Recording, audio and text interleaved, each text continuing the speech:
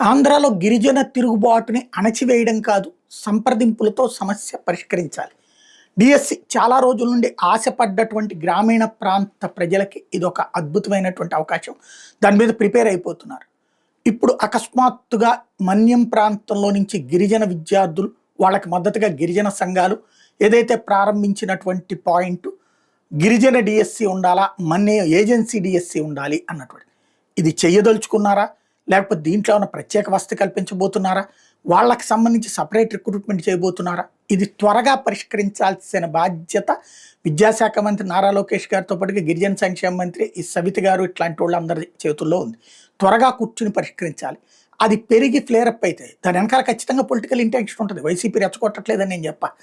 గిరిజన సంఘాలకి సహకరించేటటువంటి పరిస్థితి ఉండొచ్చు. కానీ ఇది మొదలు పెట్టుకోకుండా తొలినాళ్లలోనే పరిష్కరించుకోవాల్సి ఉంది. వాళ్ళతో సంప్రదింపులు జరిపి అదేదో తొందరగా తేల్చుకుంటే బెటర్.